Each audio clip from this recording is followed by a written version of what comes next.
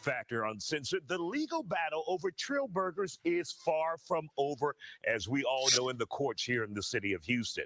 But that didn't stop Bun B, one of the owners, from telling his side of the story on Instagram Live today. Bun took to the social media platform to say this about the ongoing dispute between the individuals fighting over the popular burger joint. The story doesn't tell everything. The story that the news is putting out does not completely tell everything about the case.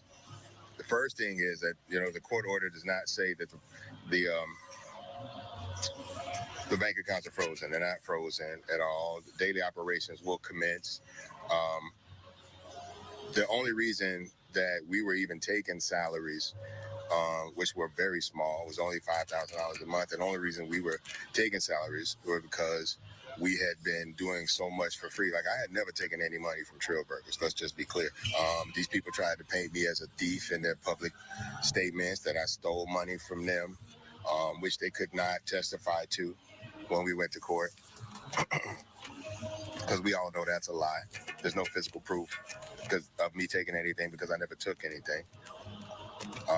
And we got a lot of great testimony that we think will help us in the long run, because this is only like a small hearing. We're going to go in and we're going to appeal this stuff anyway. This is just what happens in business. You know what I'm saying? Well, if you're not getting sued in business, you're not successful. Now, at the heart of this case, the current owners of Trill Burgers. We are back with another breakdown video. I am your host, Dave, almost 10-year intellectual property attorney. Shout out to Bun B. You guys heard him on what appears to be Fox Houston news station, Fox 26 News out in Houston. Shout out to them. If you don't know, I am an IP attorney. I'm doing this for 10 years, doing everything from trademarks, copyrights, patents, and you name it, trade secrets. Now, this breakdown is going to be interesting, and I'm going to talk about it from a perspective that nobody's talking about it from.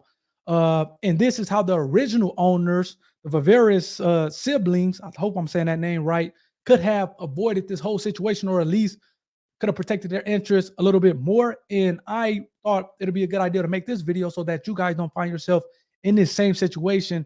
If I decided to create a restaurant, start a restaurant, and you have some type of proprietary sauce or some type of food that makes your product restaurant stands out compared to the rest. It's interesting. I'm gonna bring you guys the court case, the actual complaint that was initially filed by the Vivarius twins. I'm saying twins. The siblings is a guy and a girl who originally had this concept, had the recipe for the Trill sauce, as well as this kind of proprietary burger patty that ultimately cultivated into it being the actual Trill burger. And as Bun B said, hey man, it's two sides to every story. And to the extent that you get sued or you're not getting sued, that probably means that you're not popping, especially in business. But when you have IP and you start getting sued, then that means you have something there. So I would agree with him on that. Now, this is interesting, and I'll play this. I want to bring up the lawsuit. I just thought, let's get this thing started with what Bun B said in his IG Live that he had just put out recently. I'm going to first kind of tell you guys what trade secrets is. So trade secrets is a form of intellectual property that's different from patents, that's different from trademarks. Again, trademarks is a logo, a phrase, a word that's kind of protected, more sort of branding. Then you have patents. We all know about patents. If you kind of trying to protect the actual structure of something, or it could be a process, it could be a number of things. But I know a lot of people are starting to hear the term patents. If you can patent a chair or some form of, say, some vehicles or a pencil. I know I have a pen around here somewhere. If you want to patent an original pen and pencil, those things included patents on them.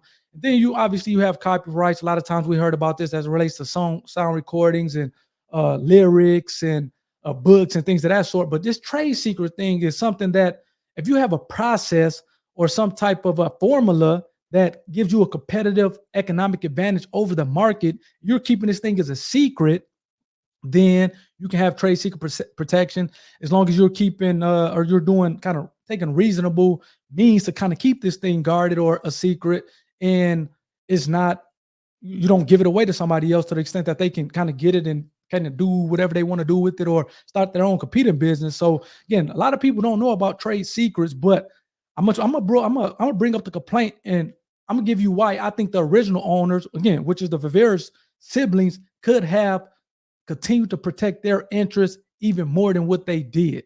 So, just think about one of the more famous trade secrets out there is Coca-Cola. Everybody know the formula for Coca-Cola exists, but don't nobody know what it is. You have a lot of imitators. Heck, I was just with my mom, and hey, she has all type of Coca-Cola products that she's drinking on Coca-Cola bottles. So again, we know that the formula or the trade secret exists for Coca-Cola, but nobody knows what it is. And I would imagine that people have been trying to reproduce this thing for decades, but they haven't been able to do so.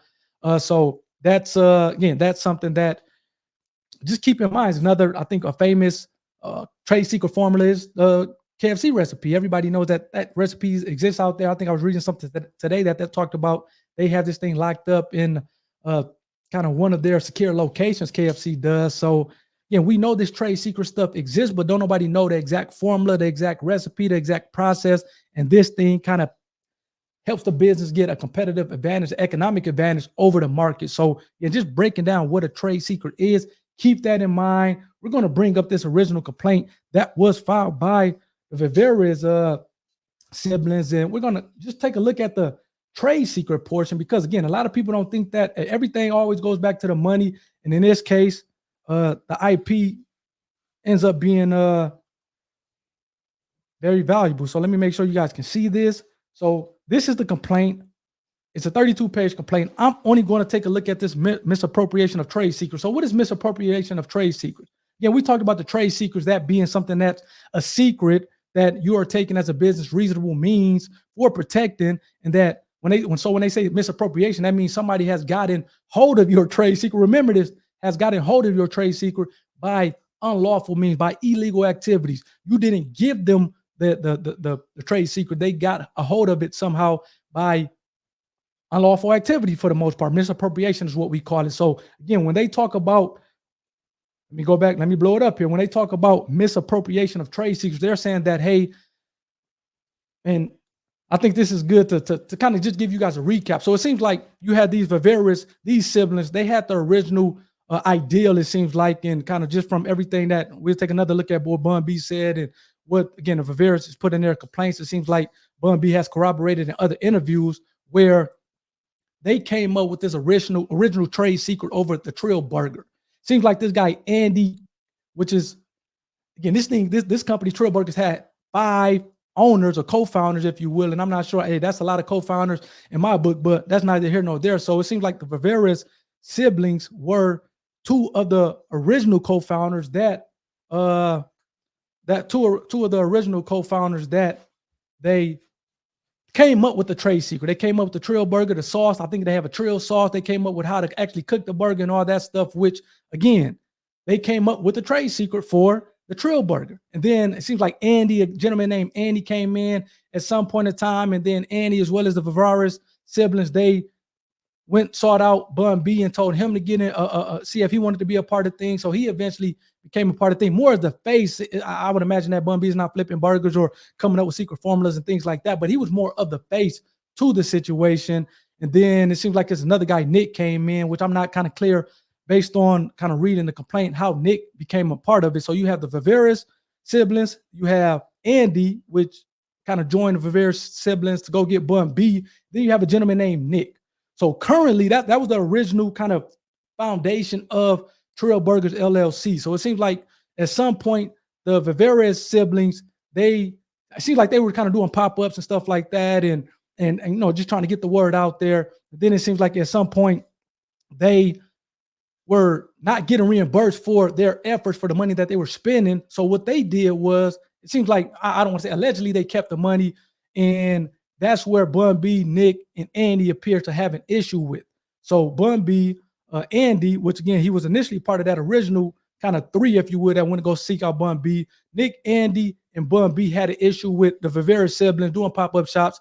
It seemed like they didn't have an issue with them doing pop-up shops, but it seems like the Viveras siblings were allegedly keeping the money, which they're saying, hey, if you guys are not going to give us our money back, reimburse us, because we, based on our kind of the structure, the breakdown, we all have our equity portions and we're liable, the expenses and income is going to be kind of distributed equally based on our equity portion. So it seems like the Viveras siblings, they did not get the money that they thought was reimbursed to them. So it seems like at some point they started to maybe at least keep the money allegedly that they were making for these pop-up shops. Then that's when Nick, Andy, and Bun B had an issue with it. They took them to court for misappropriation of, or essentially stealing the funds. I think it was like 45,000 or something like that.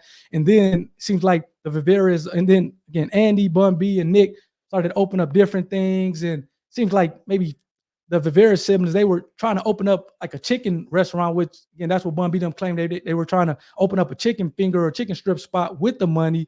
And that seemed like didn't materialize in anything, ended up closing shortly. So right now, as of today, you have the Vivera siblings, and then you have Andy, Nick, and Bun B. Those are like the two sides, from my understanding. Again, let me know in the comments if I'm wrong on that, but that's my understanding as it stands today.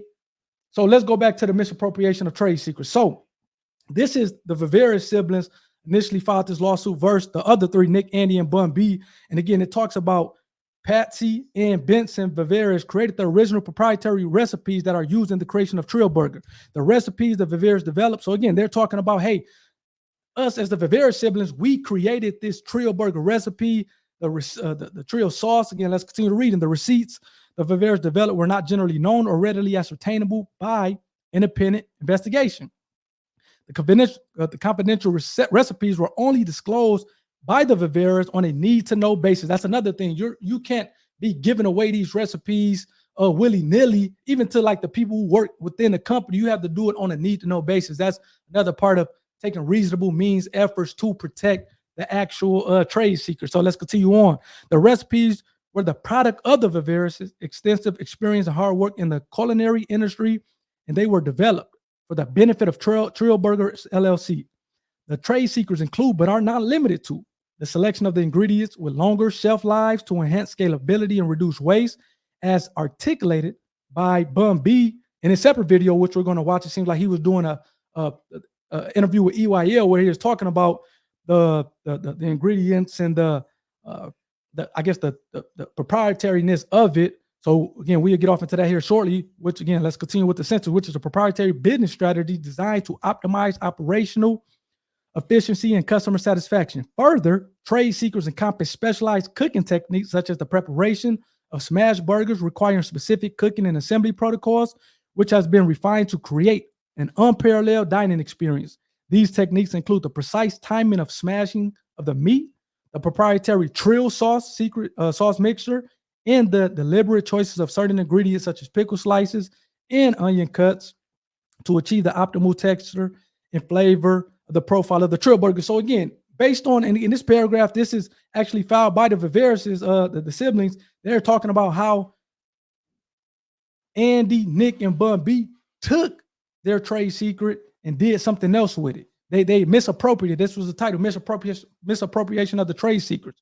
Let's read this last paragraph here, and then I'll kind of let you know my thoughts of it. The fake Trill entities acquired the Trill Burger recipe. So it seems like, again, what happened was Andy, Nick, and Bun B, they actually went to open up, I think, 2 or 3 more restaurants under this Trill umbrella that they use these proprietary trade secrets that they got from the Viveras for. So again, that's the whole issue of this misappropriation of trade secrets. Let's get back and finish things here. So the lawyer for the Viveras is saying the fake Trill entities acquired the Trill Burger recipes developed by the Viveras through improper means and is using them to Trill Burgers LLC detriment. So it seems like everybody was initially part of Trill Burgers LLC. Then Andy, Nick, and Bun B started these other, which Viveras is calling the fake Trill entities. And that is, they're saying Viveras is taking money out of Trill Burgers LLC pocket. The fake Trill entities acquired Trill Burgers LLC's recipes improperly pursuant to third-party defendants' freeze-out scheme. So it seems like they're saying that Andy, Nick, and Bun B are trying to freeze out the Viveras. The fake Trill entities members who are also members of Trill Burgers LLC, I told you that those other 3 are actual members of Trill Burgers LLC, are using knowledge of the recipes which they acquired through their affiliation with Trill Burgers LLC with the intent to siphon profits away from Trill Burgers LLC and to new entities that do not benefit Trill Burgers LLC or include the Viveras' members. So these new companies that were founded by Andy, Nick, and Bun B do not include the Viveras' siblings. furthermore, it seems like they were trying to have the Rivera siblings sign some type of separation agreement to essentially kick them out of Trill Burger LLC without any cash compensation for their 34% equity. That seems like, again, that's at least what the Vivaris are alleging in this complaint here. Let's finish it off here. Where did I leave here? Essentially, the fake Trill entities, man, that fake, hey, they petty with the fake, keep calling them fake Trill entities. Acquisition and use of the Trill Burgers LLC recipes is improper because it has been done pursuant to a fraudulent freeze-out scheme that clearly constitutes a breach of fiduciary duty of loyalty that each member of the Trill Burger LLC owes. So you do have this fiduciary duty, so I will give it to them there, but I want everybody here to think of this. Think of your IP as almost separate from the business. Let me say that again. Think of your IP as separate from the business. So obviously, Trill Burgers have a number of intellectual property. They have the Trill Burgers trademarks, but then they also have these trade secrets of the recipe for the sauce as well as how to cook the burger. And it seems like, for the most part, at least those trade secrets came up or created or invented or proprietary information of the Vivarises. So then when they go into this partnership with Andy, with Nick, with Bun B, I want you guys to think of, again, the IP is separate from the business. So if they are going to get some equity of the business, in my opinion, what the Vivarises could have done, and maybe they did, I don't think they did it because they would have put in there, I would have almost had a royalty for my IP and have that separate as the operation of the business. What does that look like? So in patents, a lot of times you have inventors get a royalty for the number of units sold of the actual product. I would almost look at that the same, and I think that they would have looked at it the same, because essentially what Bun B, Nick, and Andy are trying to do is say, hey, we got y'all proprietary information that y'all created based on y'all experience and y'all know-how, and we're essentially trying to kick y'all out. Now, that seemed like some dirty stuff to me, but again, business is business, and I understand business can be a dirty game. But that's essentially what they're trying to do. The Vivarises appear to have the proprietary information for the recipes and the smash burger and all that stuff. And what Bun B them are trying to do at this point is say, hey, for whatever reason, we're going to kick you guys out the company, and we're going to still have this IP, whether it's the trademarks, whether it's the trade secrets. But again, what I want you guys to think about as people who are looking to start restaurants and create products and things like that, when you go off into these agreements, again, sure, you can say that we have 5, and for example, I'm just giving you an example. I don't think this was a split in this case. Hey, we all going to own 20% of the company. That makes up 100%. However, because the IP was associated with me, in this case, the trade secrets, you guys, I need some type of royalty in a sense, or some type of payment for coming up with the royalty. And in a sense that for whatever reason, from a business standpoint, we don't work out, you guys can no longer use my trade secret for any other businesses. That should have been in the contract. Again, I'm not saying that it wasn't, but they didn't put that in the complaint anywhere. And so this is something that you guys should be thinking about. If you guys have these trade secrets, if you guys have these trademarks, I know they didn't put the trademarks in there, or I would have put our IP in there, to the extent that we are not together. Is, again, same thing with a New Edition situation where they're saying they had their attorney say, hey, to the extent that us 5 are not on tour, you guys can go on tour, but you can't use the term New Edition. I think that was smart by Johnny Gill and Ralph Tresvant. They put that all 5 members of New Edition have to be on tour together for us to be able to use the New Edition. So if Bobby and somebody else wants to go, they can't go under the umbrella of New Edition. And that kind of would play the Temptations, where you had 2-3 different group members that were using the term Temptations going out on tour. This, what I would have done as an IP attorney, advising the Viveras siblings to say, hey, okay, this IP is largely your baby. So what we need to put in this contract with Andy, Nick, Bun B, and yourself is to say, hey, if we all are not in business together, for example, if we are ousted for whatever reason, then you guys cannot use this Trill Burgers trademark as well as the trade secret that was created by us to be able to do business without us. Because that kind of seems kind of messed up, the fact that, hey, this trade secret information is ours, proprietary information that we created, Then okay, we all in business. Y'all can kick us out for one reason or another. But you guys can continue to go on with our proprietary information. So again, this is what you should be thinking about as somebody who's looking to go in business with somebody, especially if you have IP that you created, whether it's a patent, whether it's a trademark. In this case, it's a trade secret. You need to be able to be thinking about these things and have them included in the actual paperwork that you sign with your other partners. So I want to look at one other video. We're going to look at a couple selections of a couple time slots of Bun B talking about this thing on EYL, and you will notice that he's pretty much saying that, hey, I didn't come up with this stuff. He didn't say who came up with it, but again, it seems to corroborate what you just saw in the complaint from the Vivara siblings to say, hey, we came up with this stuff. So let's hear Bun B talking about it in the two different clips, and I'll let you guys come up with your narrative. From the ground up, right? I had no prior business experience in the food industry. So there was going to have to be a lot I had to learn, a lot of things I would have to sacrifice to even really be a part of this company and help build it. So I had a million reasons to say no, but I had one real good reason to say yes, and that was the burger. You know what I'm saying? I really believed in the product. And so I really just reprioritized my life and put everything into it. And I treated the burger initially like it was an album, because that was the only prior business experience I had in presenting a product repeatedly, right? So I used everything that I had learned in the music industry and brought it over to the food space. And luckily it works if you look at the music industry as a service industry, right? You know, an album is a product that you have to work on, fine tune, and then you have to go around the world and present that product to people. You know what I'm saying? There was no difference in my mind between a Bun B album and a Bun B burger. For one, I had a fan base already set up. So we're going to go to the next one. He's just talking about the Bun B burger. I do think it's interesting that he's calling it the Bun. He's definitely the face of it, I would say, but that's interesting that he's calling it the Bun B burger, but that's neither here nor there. I think he also made a good point in terms of being able to make that connection from the music industry to any type of service industry. But let's go to this last clip that I want to play on him talking about the burger, and we'll go from there. The margins, and if you're paying too much for it, then that can actually, compromise the growth of the business. So how did you start to learn about food costs, and how important is food costs to running a restaurant? When this burger was first introduced to me, right, the idea of this burger was built to be easily scalable and easily refined. So the burger has minimal ingredients, and the ingredients that we do choose to use in the burger have long shelf lives. That's why there's no lettuce on a Trill burger, because lettuce typically has a short shelf life.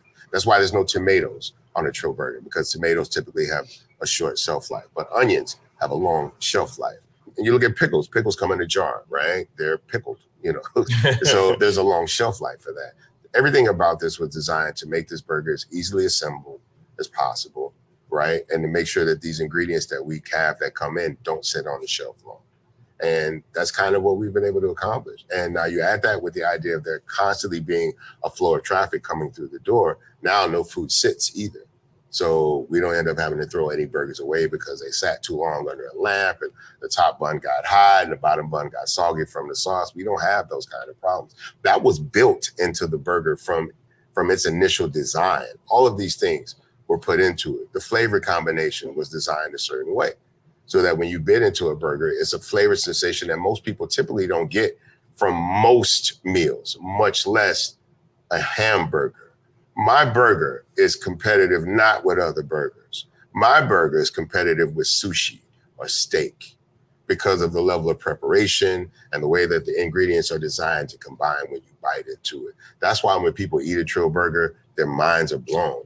Not just because it's a good burger, it's beyond.